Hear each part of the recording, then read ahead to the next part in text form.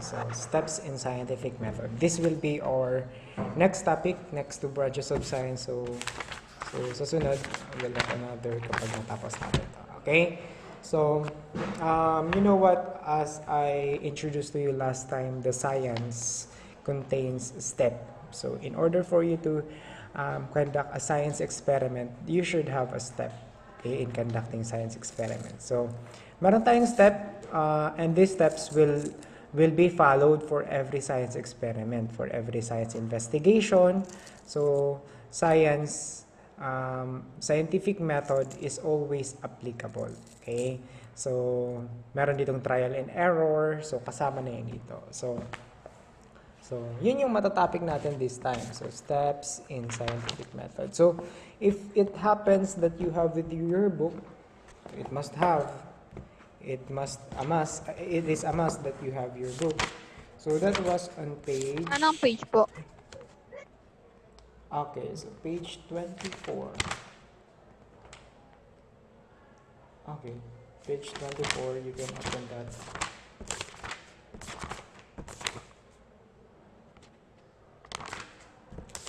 Madali lang naman to. Okay? So, yun. Okay, so what do we mean by scientific method? Okay, so scientific method involves a series of steps. Kaya nga siya method. It's a series of steps that are used to investigate natural occurrence. When we speak of natural, those that exist naturally. So hindi yung mga imagination, hindi yung mga superstition, but those that exist naturally. Okay? So we will study the steps of scientific method and eventually design our own experiment. Okay? So meron diyang sample na naka-embed. Okay? So yan. Okay, so according to the book, if binabasa niyo siya, so scientists and engineers solve problems using systematic process. Systematic. Okay, so pag sinabing systematic, that means organized. Okay? So of empirical investigation known as scientific method. So empirical investigation. I want you to take note of that particular term. So what do we mean by empirical investigation? So empirical investigation, we refer to the use of our senses together with the utilization of available technology. So senses plus technology. So that is empirical investigation. Okay? So yan.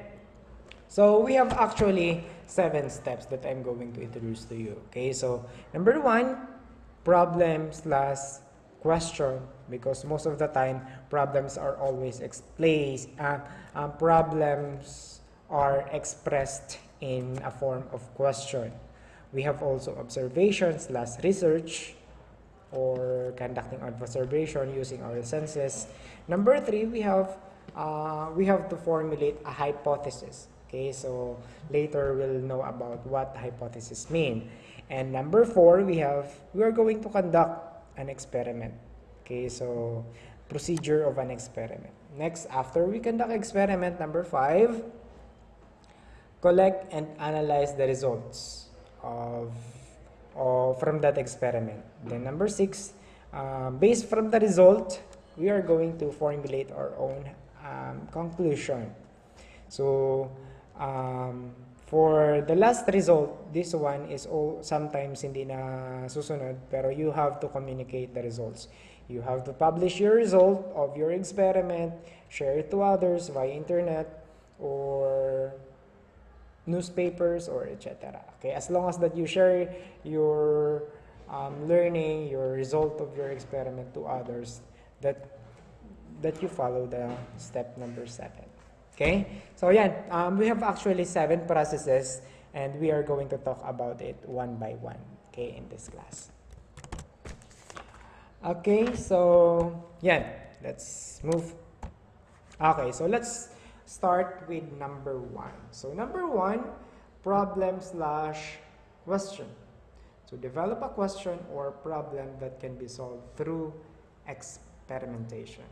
Okay, so it makes sure that your problem can be solved through experimentation. Hindi ka dapat pumili ng problem na hindi naman kayang i-solve through experiment. Okay?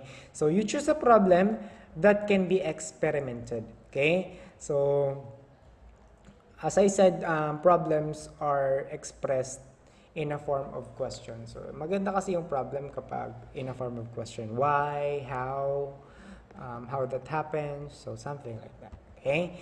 So for example, so John watches his grandma bake a bread. Okay? So grandma explains that yeast eats sugar in the bread. So kinakain daw yung sugar ng yeast in the bread dough and releases gas which makes the bread rise. So that is actually the statement of the problem. Okay? So the question or problem question for that, John wonders, will the amount of sugar in the recipe affect the size of the bread loaf? Okay? So that is the question. That is the problem. So it's in the form of a question. So will the amount of sugar in the recipe affect the size of a bread loaf? Kasi yung yeast, so if it happens na alam niyo na yung yeast, it's actually a organism.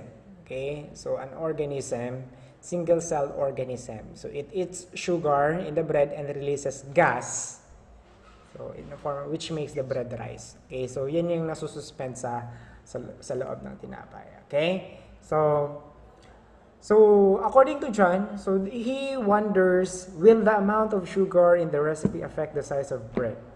Okay? So can this problem be experimented? Yes or no?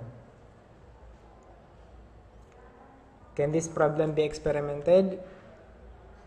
Let me ask. Yes. Okay, so yes. So why yes? Why do you think yes?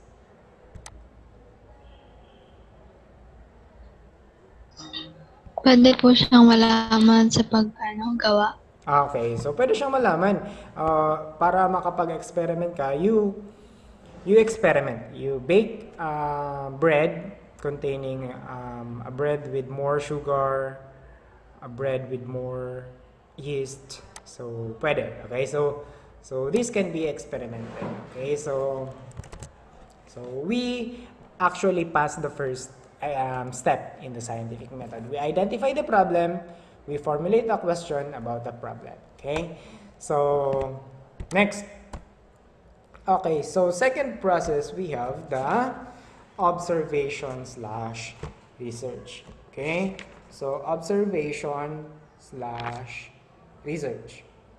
Okay, so what do we have here in observation? Okay, so you need to make observation and research of your topic of interest. So you find external sources, or other sources, so like books, internet. So you research your topic. Okay, so here John researches how baking and fermentation works. So yun, pinag-research niya how baking and fermentation works. He keeps all his research information in a journal. Kasi researchers put their research in a journal and that can be published. Okay? So, yan. That is observation and research. So, having external or researches. Okay? So, next, we have to formulate a hypothesis. So, in formulation of hypothesis, we will be predicting a possible answer to the problem or question. Okay? So, in a book, a hypothesis is a simple statement that presents the possible solution to the problem. Possible solution or possible answer that pertains to the same thing. Okay? So, hypothesis is actually a prediction of the possible solution to the problem, okay, or answer. So some might say hypothesis is a educated guess. Okay, it's a guess, kaya nga siya prediction. Okay, So, yun. So, it can be tested. Hypothesis can be tested and it is based on knowledge and the research. So, kaya nga, sa step 2 natin, so nagkaroon tayo ng observation and researches. Okay? And that will be based to our hypothesis.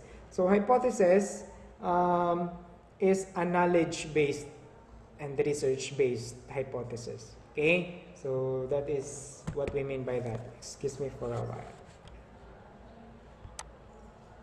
Ano po, ma'am? Magtitingin ako po ng Anong section po ng anak niyo po? Pwede tsaka yung anti-cancer nasa. No, last school year, anong grade po siya? 8, 9, and 8, 9, and 10. Yung grade 10. 7, Grade 8, may task na lahat. ako. Tapos nagkahalo-halo na ito kasi sabihin mo ng principal na namin na lang daw sa mga. Dito po kasi e-learning po ito. Hindi naman po dito pinapasukan ng mga book. Okay. Opo, dun lang po sa part na yun. Sabi Ito po kasi sa e-learning, beryllium lang po yung ano. okay. Opo. Hindi naman po dito pinapasukan ng mga Sabi book. ko sila, baka nasa 2 to 4. Wala po. Buti po kung ano po, beryllium po yung last na school year niya. Dito po yung book niya. Okay po. Sige.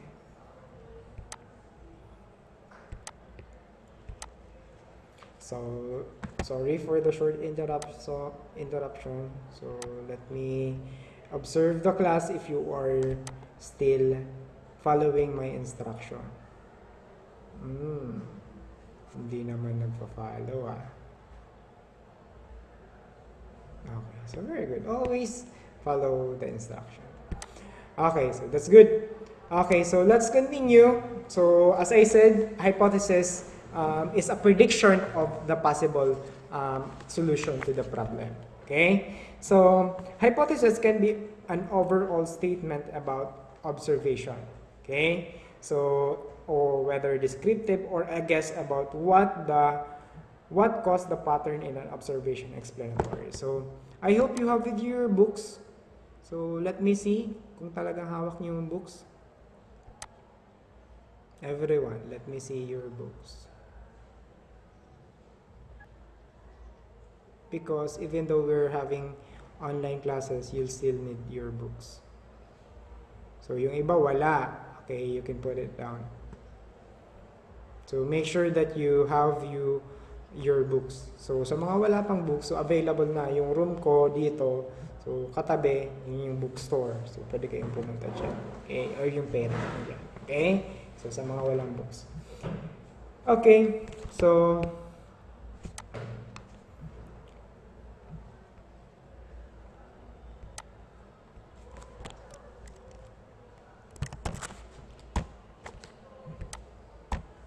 okay, so hypothesis is an educated guess. This is what I mean. Okay, so about the relationship between independent and dependent variable. Okay, so it's actually an educated guess in relation to independent and dependent variable. So kasi meron tayong variable in our problem. So yung problem natin dito, always remember will the amount of sugar in the recipe affect the size of bread loaf? Okay, so yung dalawa, so we have two. So size of bread, that is the first variable that we have, and the amount of sugar. Okay, size of bread and amount of sugar. So we have two variables, and we are going to categorize that here in independent variable and dependent variable. So what do you think will be the independent variable? Is it the size of bread or the amount of sugar? Anyone from the class can participate. Okay. The amount of sugar. Okay, so independent variable, according to Donna, it's the amount of sugar. Okay, so pag sinabing independent, so pwede siyang mag-isa. Pag dependent, when we speak of dependent, one variable is dependent to another variable. Okay, so here, according to Donna, so independent variable is... Sir, ako po yan yung nagsalita. Ikaw, Angel? Ako po. Sorry, akala ko si Donna.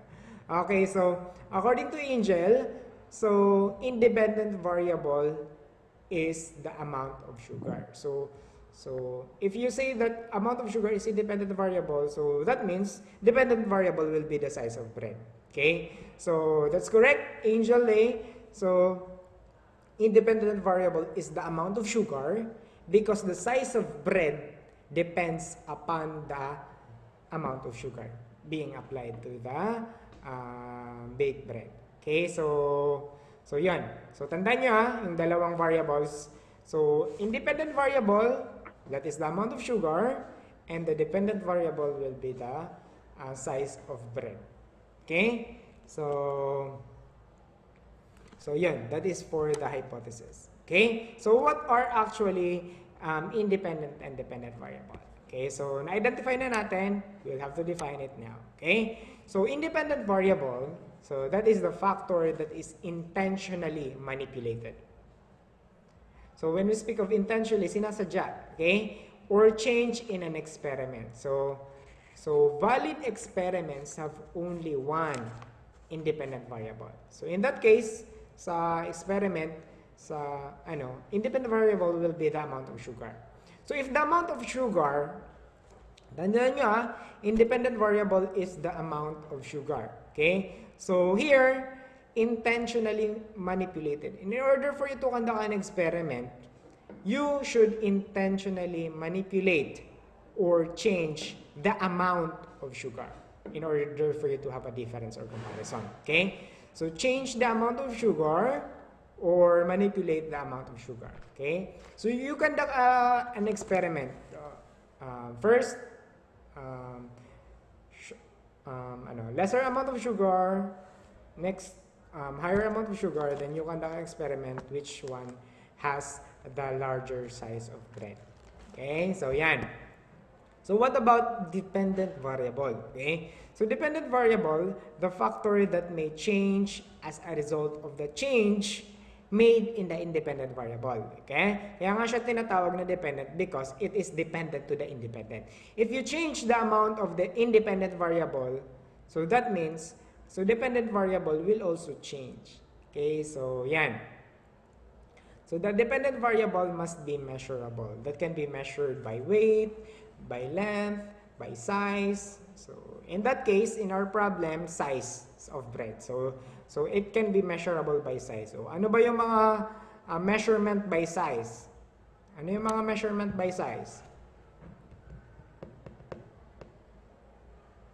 Na-express natin. Ano yung mga measurement by size? O, di ba kapag bibili kayo ng damit, merong sizes. It's actually a measurement by size. So, ano yung mga sizes sa damit? Small. Okay, small, large, XL. Large.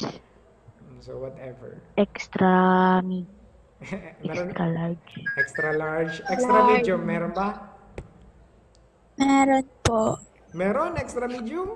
XM? Wala. Parang wala pa akong na-encounter. Okay, so yan, there are actually measurement of sizes that can be large, medium size, o pwede namang size in a form of area, okay, or volume. So, halimbawa, yung volume by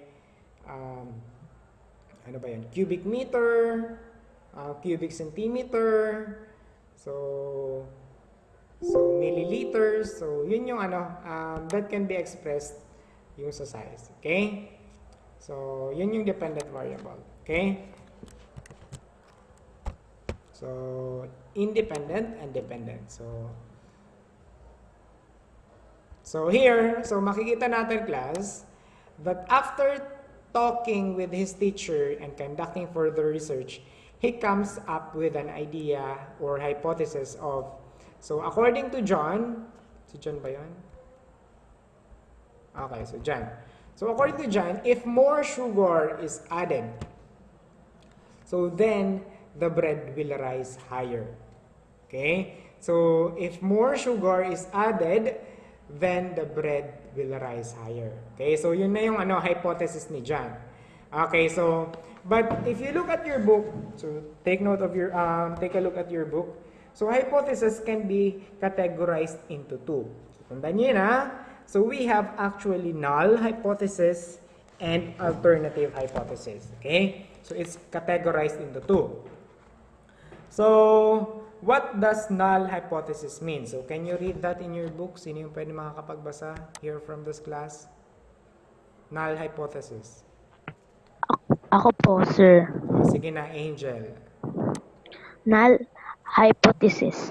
Hypothesis that states no relationship between variables. Example, the fertilizer does not affect the growth of plant. Okay, so very good. When we speak class of null hypothesis, it's hypothesis that states no relationship. Okay, so how are we going to create null hypothesis from this hypothesis na ginawa ni John? So, can we create? Sige nga, anyone from this class? So, yung na-example kasi dito sa sa libro, so based from the example given din sa libro. Pero what about in my presentation? Can you create null hypothesis out of this? Someone from the class. Sir, ako po. Sino? Okay, so Donna. Sige nga, create a null hypothesis out of this one. So, tandaan mo, kapag hypothesis, null hypothesis, it states no relation between variables. Sige. The sugar doesn't affect the bread. Okay, so according to Donna, the sugar doesn't affect the bread. Or, so that's correct, or pwede mo siyang construct ng mas maganda. So, the amount of sugar does not affect the size of bread. Okay, so ganun yung pagiging construct natin, ha. So here in this problem, ang magiging natin, the amount of sugar, pero tama yung sagot mo, ha, inayos ko lang yung construction. Okay, so yung null hypothesis natin in this case, the amount of sugar does not affect the size of bread. Okay, so yun yung magiging null hypothesis natin. Okay, so very good, that's correct. So, tandaan nyo na yung null hypothesis has the symbol of H0. Okay, so H0 is a null hypothesis. Okay, so yan na, H0 is a symbol for the null hypothesis. Okay, so when we speak of null hypothesis, so in our case, the amount of sugar doesn't affect the size of bread. So, yung first variable natin, which is the amount of sugar, independent variable, is A, is equal to B, which is the dependent variable. And in our case, that is the size of bread. Okay? So, A is equal to B because it does not affect the size of bread. Okay? So, let's talk about the alternative hypothesis. So, what do we mean by alternative hypothesis? Can you read the definition of that? Someone from the class? Sir, ako po. Okay, Stacy. Alternative hypothesis. Hypothesis that states a relationship between variables. Example, there is significant relationship between the growth of plants and the use of fertilizer. Okay, so very good. So, tandaan nyo, that is an opposite.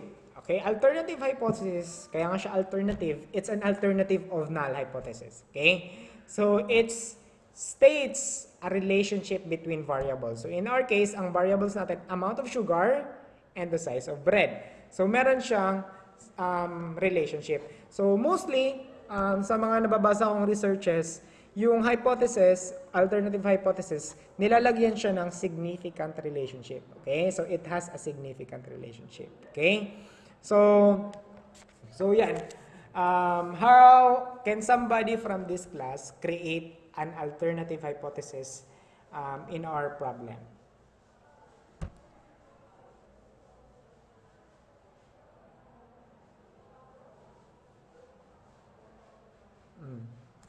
Can somebody from this class create an alternative hypothesis in this problem?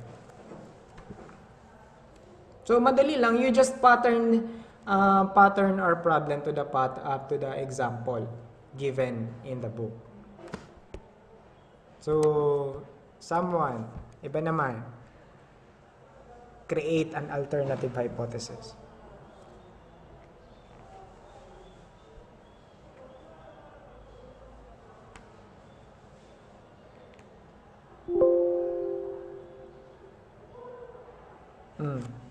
Sige nga, tawagin ko ngayon hindi naka-turn on yung webcam. Let me call George. George, can you create alternative hypothesis out of the problem that we have in slide? Sir, naka-on po yung camera ko. George Edmond. Ino-on mo pa lang eh. Okay, alam ko naman yung naka-off sa hindi. Okay, so George, can you create?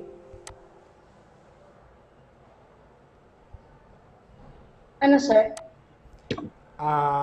Create an alternative hypothesis sa problem natin, yung sugar and amount of size of bread. I-pattern mo lang dun sa example na binigay sa libro.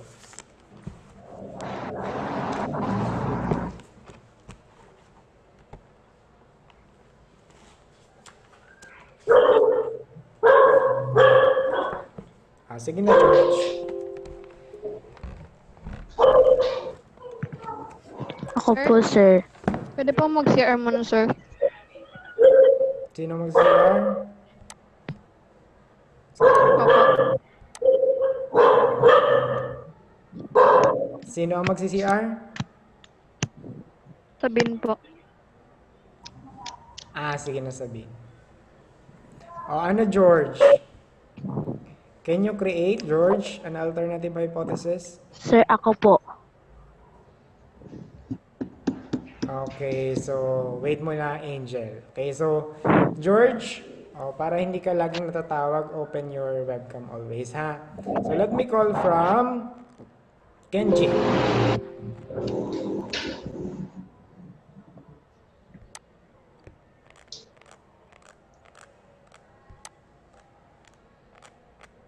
Kenji.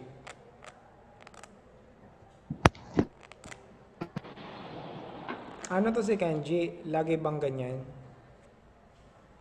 Or ngayon lang? Okay, Kenji, are you responsive? Parang wala. Nagpaalam ba to si Kenji? Sa akin, hindi.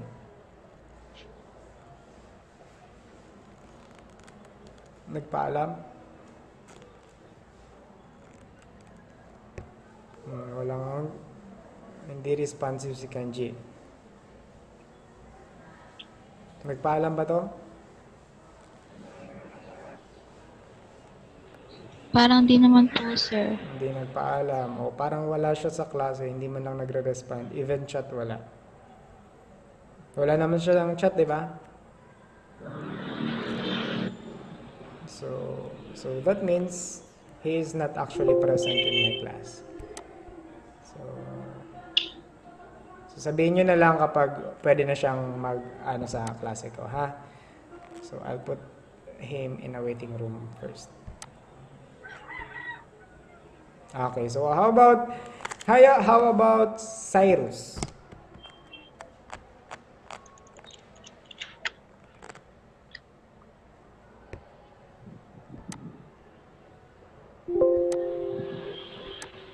Cyrus?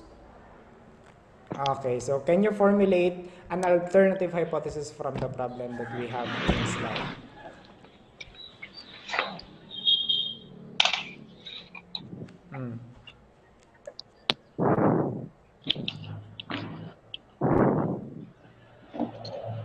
Ano, wala kayong mga response? Ako po, sir. Wait muna, Angel. Tingnan natin may chat.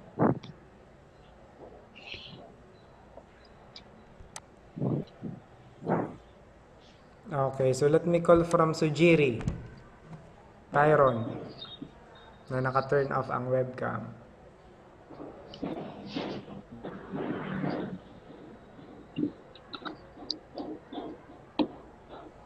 Okay, so nag-respond. So Sujiri, can you create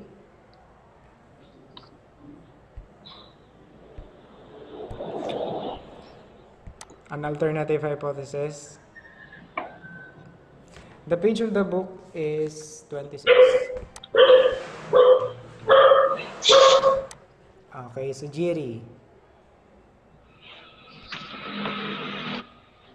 So always turn on your webcam para hindi kayo palaging natatawag kung ayaw niyong matawag. So turn on your webcam always.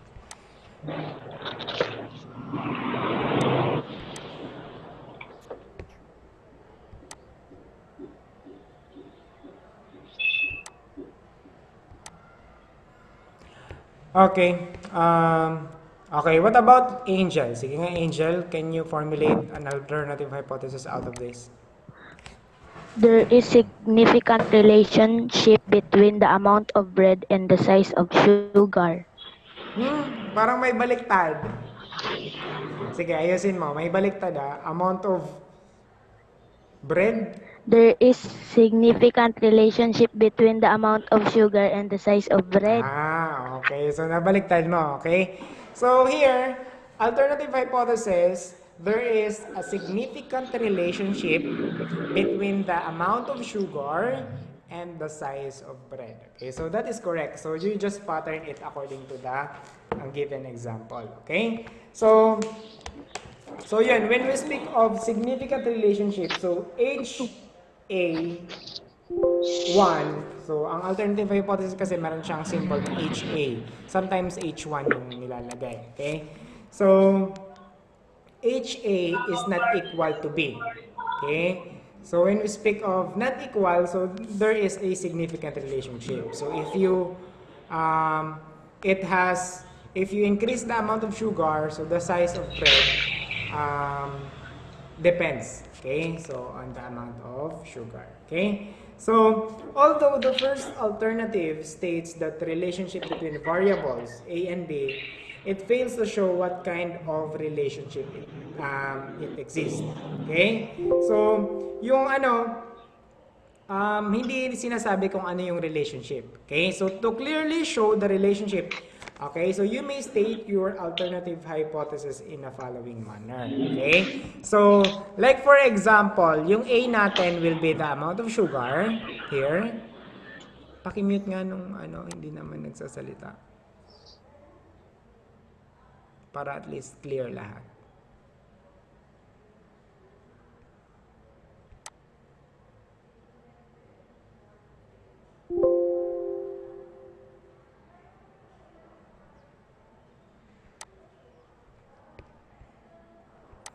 Okay, so according to Angel, so there is a significant relationship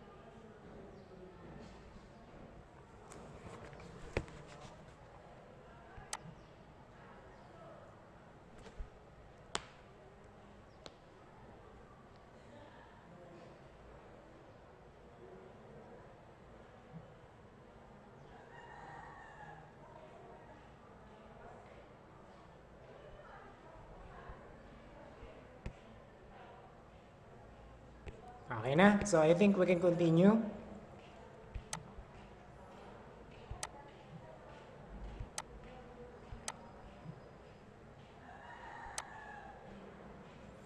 So, according to Angel Lay, so yung alternative hypothesis, there is a relationship between the amount of sugar and the size of bread. But we do not know kung anong kind of relationship. So that is why we will be breaking down the alternative hypothesis into two. Okay? So the first one, di ba, we have two variables that can be categorized as A and B. A will be amount of sugar, B will be the size of bread. Okay? So, yung first, if you look at your book, first alternative hypothesis that we can derive from the alternative hypothesis of Angel.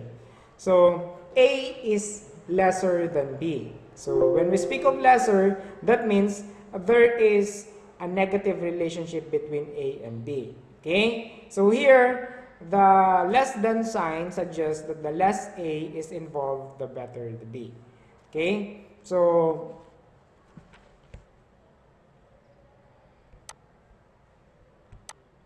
tandaan nyo ha. So, suggest that the less A involved the letter the B. So, when we speak of negative relationship, so, can we compose a negative relationship of alternative hypothesis based from the hypothesis of Angel? So, can somebody here from the class compose the negative relationship statement of alternative hypothesis?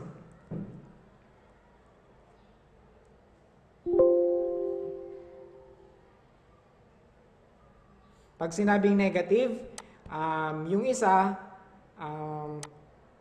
less, yung isa better.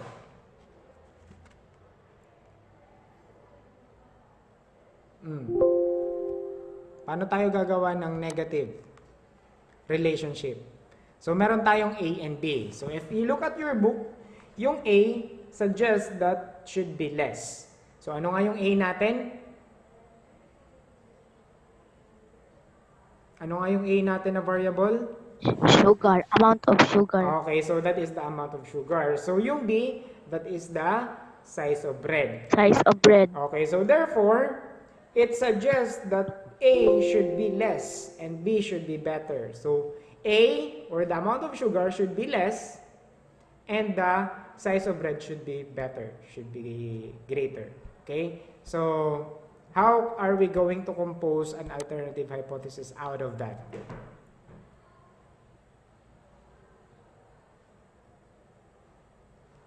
Sige nga, can we compose a negative relationship between A and B in our example?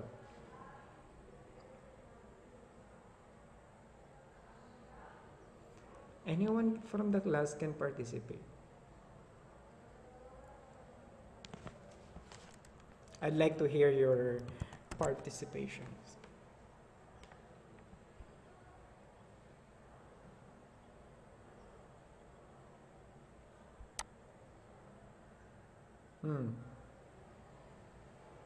Can you compose a negative relationship hypothesis to our problem? So, sino yung nag-raise ng hand? Meron nag-raise. Wait lang.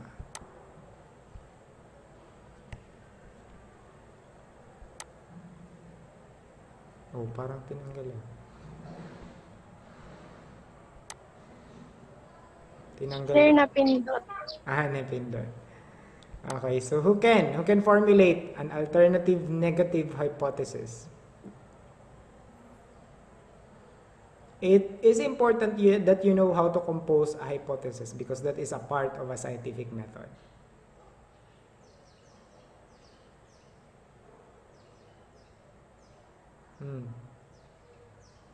Sino pwede makapag-compose ng negative alternative hypothesis to our problem?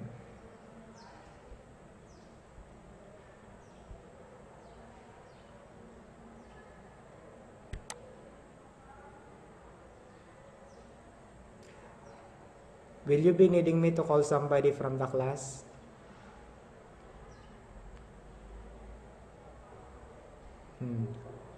Sino gusto mag-participate? Remember, I always count your participation.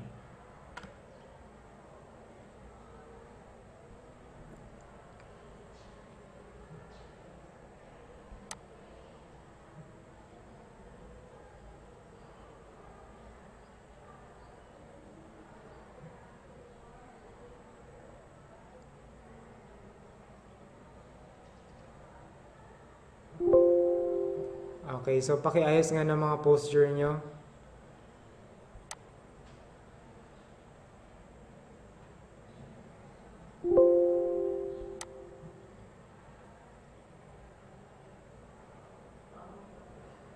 Okay, so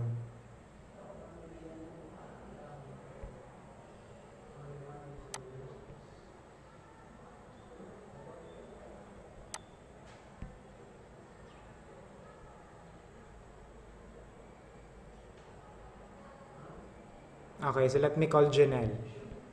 So, okay nga, Janelle, try to formulate. So, okay lang kung mamali ka. So, I'll try to fix kung may mali man. So, but I want you to try to compose a negative relationship alternative hypothesis to our problem.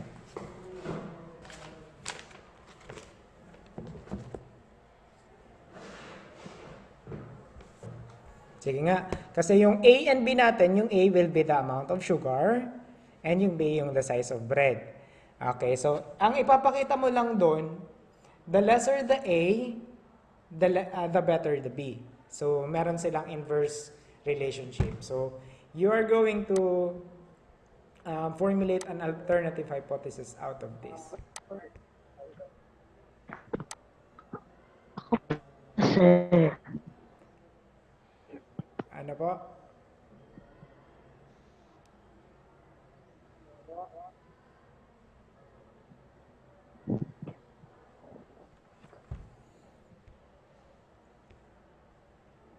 Sige nga, can you try to formulate?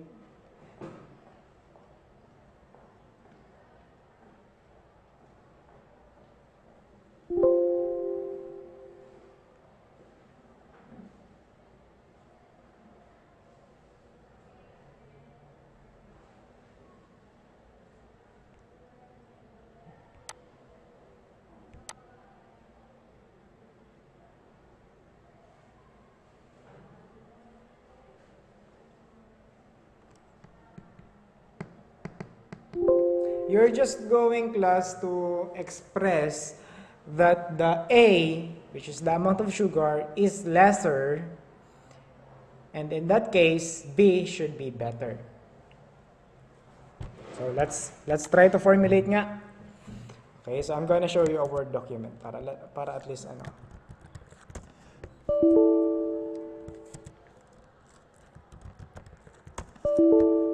So wait lang ha.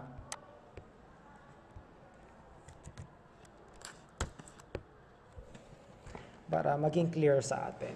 Okay, so out of the problem.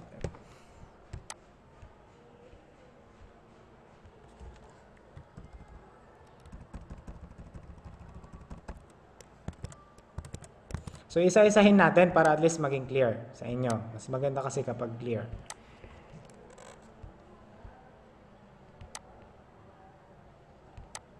Okay, so yung problem natin, step 1.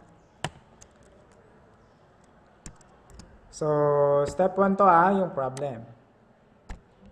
Okay, so yung problem natin, will the amount of sugar affect the size of the bread? Ano yung second process? Can you still remember? Second process in scientific method.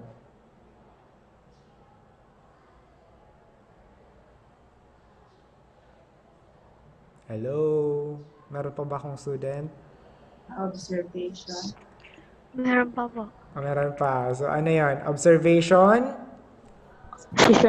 Observation/research. Okay, so, observation / research. So, si John, nagkaroon siya ng observation and research.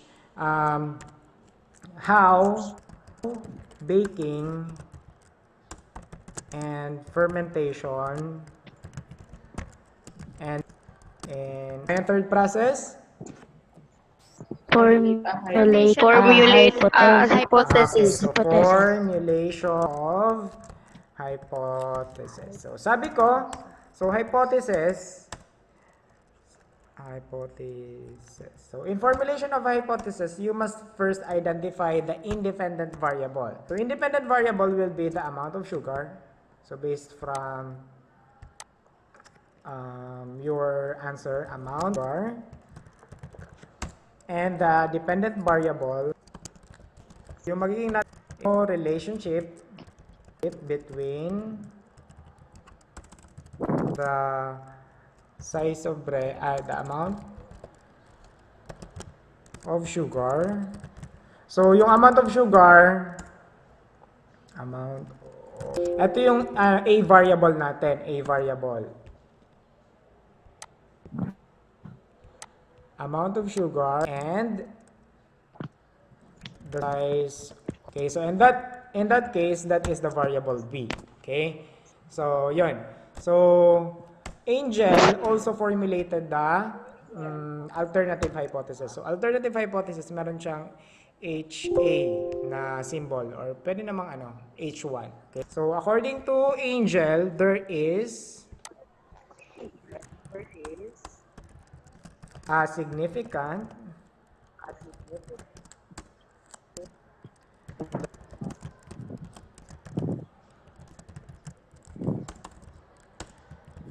okay, so that will be our alternative hypothesis. Okay? So, pero, sinasabi dito that the alternative hypothesis does not show actually the relationship. Okay? So, it does not actually show the relationship. Ano ba yung relationship ng amount of sugar and the size of bread? So, there, we will be conducting HA, tapos meron pang 1,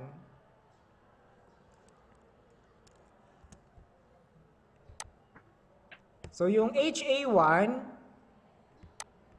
okay, so, that will be the negative relationship of A and B. Tapos, yung sunod, HA2, that will be the positive relationship of A and B.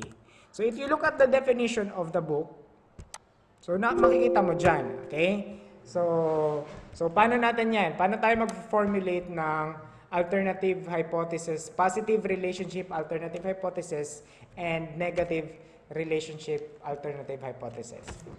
How are we going to formulate? Okay? So, if there is a significant relationship between the amount of sugar and the size of bread, so, ano yung relationship? Ano yung positive relationship? Okay? Ano yung magiging positive relationship natin dito?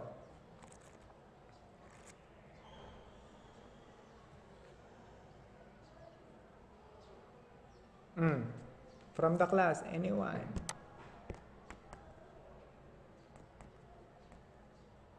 Ano yung magiging negative muna pala? Negative kasi... Paputol po ikaw. Sorry, paputol-putol. So, the negative must be A less than B. So, this must be... So, pag A less than B, so that means the relationship, so A greater than B. A is a positive relationship. So, it is said in the book class that the more B is involved, the better the A. Okay, so how are we going to compose that? Yun nga, will you try to compose? Ako na nga nag-compose nung negative relationship. Kayo naman yung positive. Madali na, you just pattern that out based from the previous.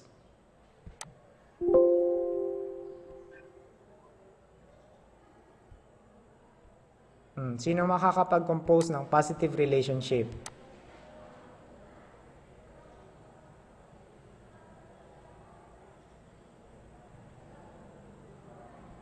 Anyone? I'm reaching out to you.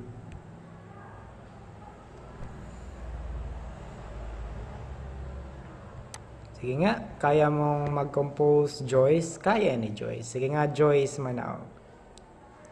Sige na, try to compose. A positive. Gagawin mo lang positive. Sir, nasagot na po ni Donna.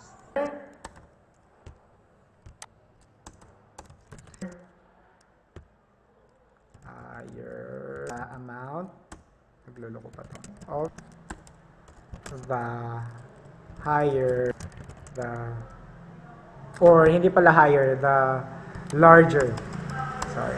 So the larger the size of bread. Okay, so ito pwede natin itong palitan ng the larger.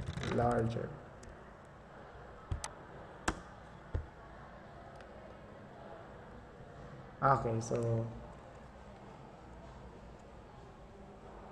so ganun. Okay, so meron na tayong negative alternative hypothesis, meron naman tayong positive alternative hypothesis. Okay, so di ba madali lang naman, how are you going to compose null hypothesis, alternative hypothesis, and break down the alternative hypothesis into two, which is the positive and negative relationship of the variables that we have. Okay, so nakuha nyo na. So take note of this, ha. This will be our problem, sample problem. Okay, in scientific method. Okay? So, nakuha? Opo. Okay, so very good. Wait. Okay, so going back to our slide.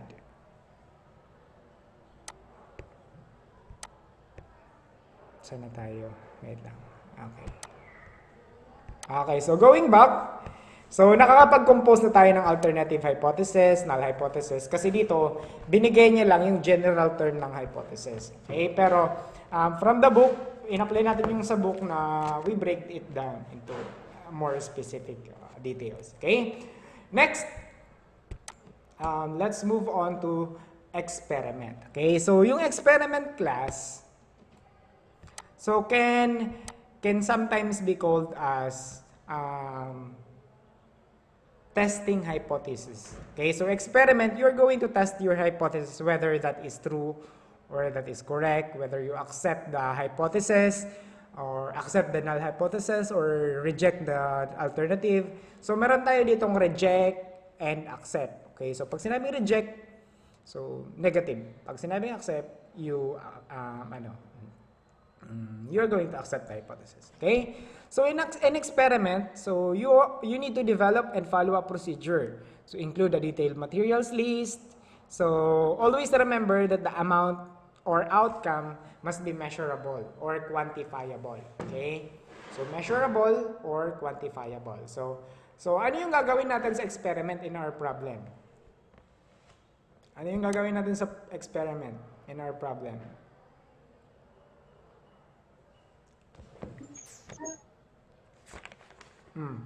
From our problem, so pag mag-experiment na tayo, ano yung gagawin natin? Di ba nakapag-formulate na tayo ng hypothesis? Ano yung gagawin natin? Iti-test. O, paano natin iti-test yung hypothesis? Follow a procedure. Anong procedure ang ipa-follow?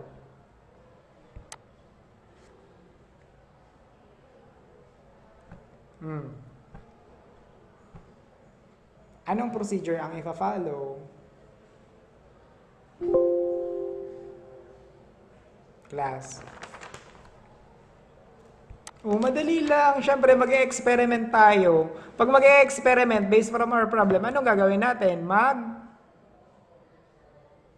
Mag-ano? Mag-ano na tayo?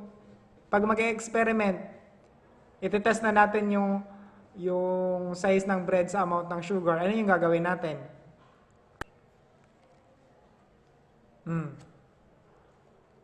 Siyempre, dugtungan nyo, mag-ano? Measure?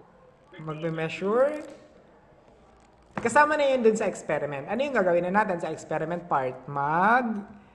Siyempre, magbe-bake tayo. Okay, so paano mo matatest yung experiment kung hindi ka magbe-bake? Okay, so siyempre, magbe-bake muna tayo. Okay, so kayo kasi ang dami yung iniisip. Okay, so siyempre, magbe-bake. So kung hindi ka magbe-bake, so wala, hindi mo matatest yung experiment mo, hindi mo matatest yung hypothesis mo. Okay, so in conducting an experiment class, you need to follow a procedure. Okay, so meron tayo ditong controlled experiment.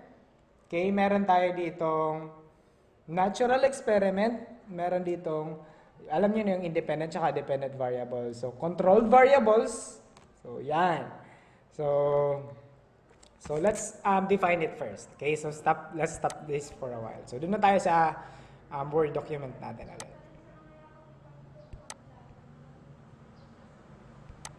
Okay, so nasa experiment type na tayo, ha?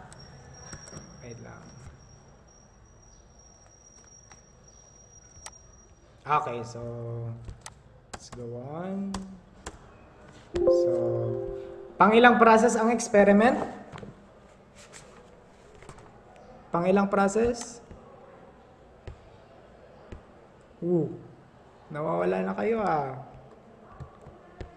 Parang naliligaw na kayo Pangilan? So, Pang-apat. okay, so fourth process. So, pang number 4 natin is testing experiment and parang may nagtitinda ng buraw, galunggong, pusit. Saan yun? Naririnig ko na. Nakakaabot din pala sa inyo Sa inyo yun, Angel?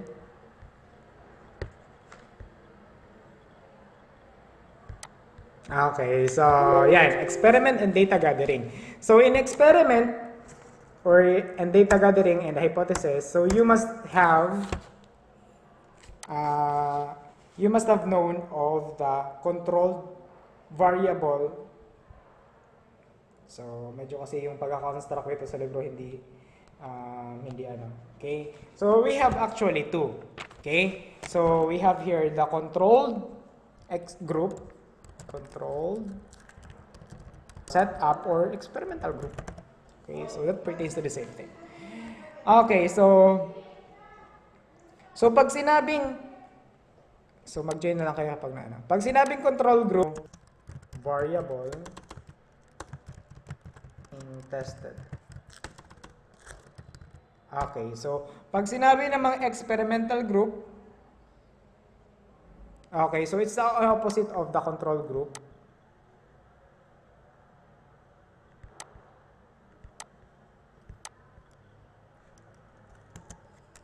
With being tested. So, okay, so ano pa?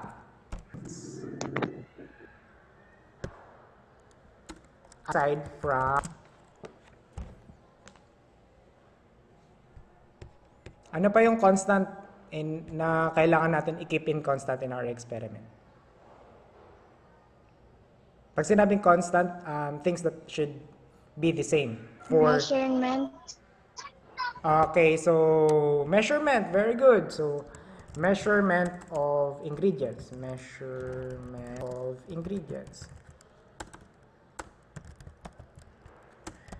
So what else? Pang-bake.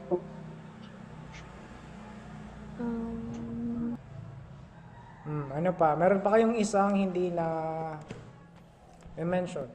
Sir, clothes. Clothes. Okay, kasama na siya dito sa materials used.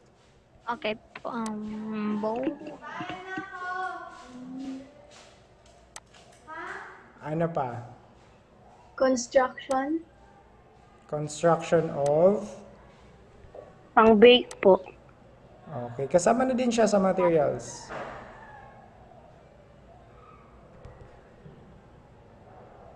Ano pa? Baker. Baker. Yung nagbe-bake, syempre ikaw na yung ikaw na yung experimenter. Okay, so syempre ikaw na yun, ano na yun? Obvious na yun. Ano pa? Meron pang isang hindi kayo na mention.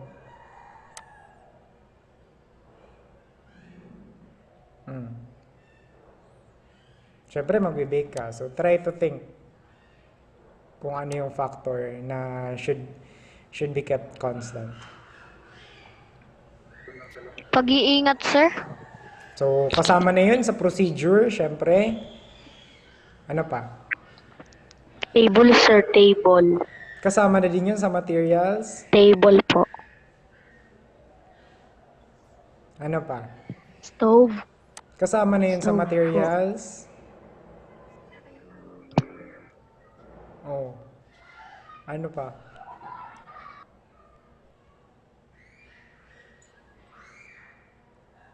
Wala Sir, na. product. Oh, syempre kasama na 'yun dun sa sa amount of size ng bread. So hindi na 'yan hindi na 'yan included. Ano pa? No. Ano pa Sir, yung gloves. kasama na din 'yun sa materials. Sir, time. Time. So kasama na 'yun sa procedure. Sir, water po. Kasama na din 'yun sa materials, sa ingredients. Apron. Sir, finished product po ata. Hindi. I'm pertaining to a particular constant that we should keep the same. Ano pa? Sir, pa-finish siya pero hindi namin naaalam. Baking pan. So kasama na ngayon sa materials, pinag-generalize na natin yung term mo. Materials used, ingredients aside from sugar, measurement, procedure. So ano pa?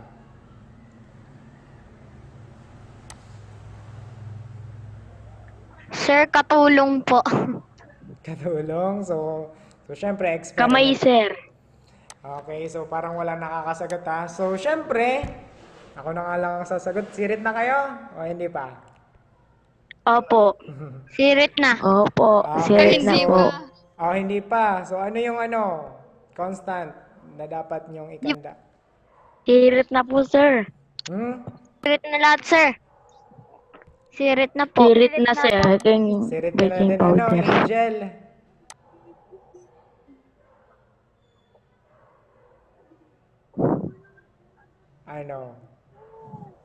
Oh, how about Donna? Sige nga, Donna. Ano pa? Wala na. Okay, so... Apron po. Ano? Apron. Kasama na ngayon sa Sir, wait materials. Light. Sir, sirit na. Notebook, sir. Oh, ano pa? Sir, sirit na po. Oh, may mga sumusuko na, sirit na daw. Sirit. Oh, sino hindi pa Light sumusuko? po, sir. Yung light Light. kasama na yun sa Kasama na yun sa syempre sa materials. Yung place ng paglulutuan. Sir, place. Oh, sige nga, ilagay na nga natin yung place, syempre. Sir. Oh, ano pa? Sir.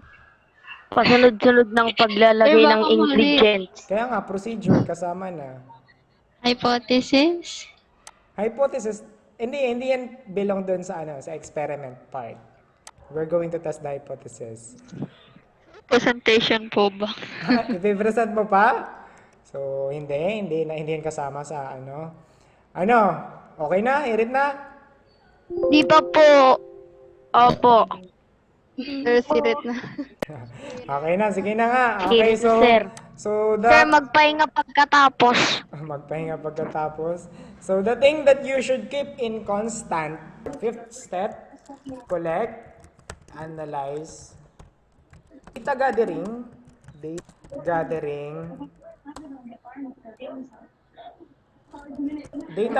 and processing. Okay, so in collect and analyze results, so ang gagawin mo dyan, data gathering, you gather the data and process the data, analyze the data. Okay, so how are you going to do this? So you must include, kasama na dito yung tables. You will be putting this in a form of tables, because you are going to also includes and photographs.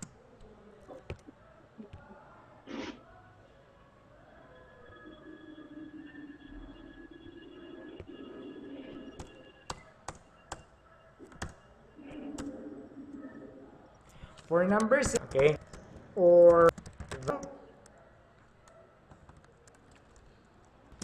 recommendation. Okay, so kasama na dyan yung recommendation. Okay? So, in accepting and rejecting hypothesis will be based to the data you gather. Okay, so balik tayo dun sa hypothesis. Okay, so alin natin i-reject? Alin ang i-reject natin? Is it the null hypothesis or the alternative hypothesis? Null.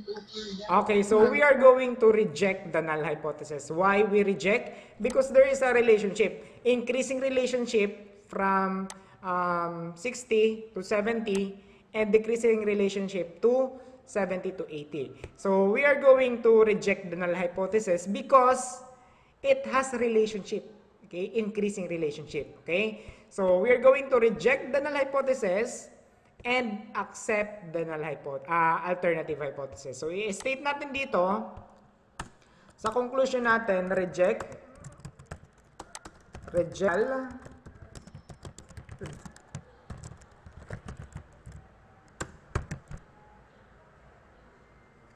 okay, so reject the null hypothesis and accept the alternative hypothesis. So we are going to accept the alternative. Oh, but the alternative hypothesis class are actually divided into two, the negative and the positive.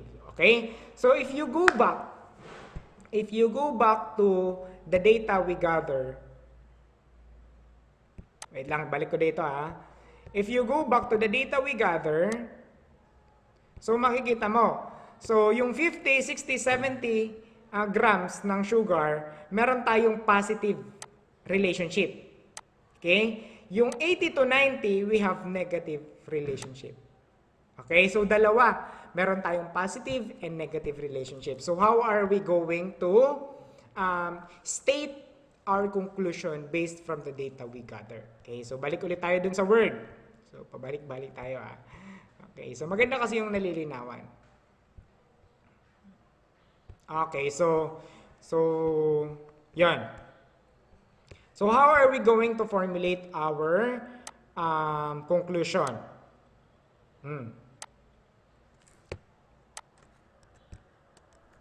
Class. Sige nga, how are we going to formulate the conclusion?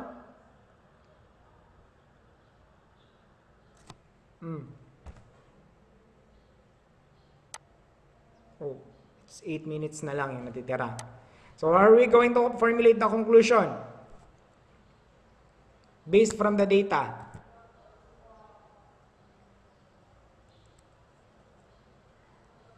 Okay, so, ako na nga lang. So, para at least matapos na tayo. The amount of 70 grams has the significant relationship to the server. The amount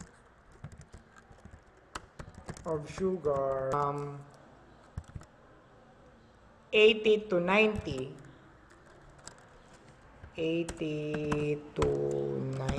grams lang yung ilagay natin as relationship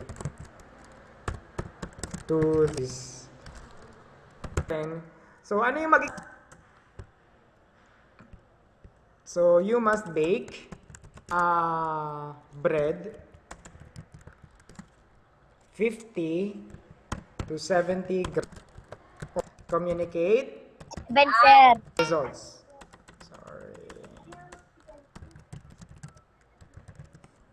So how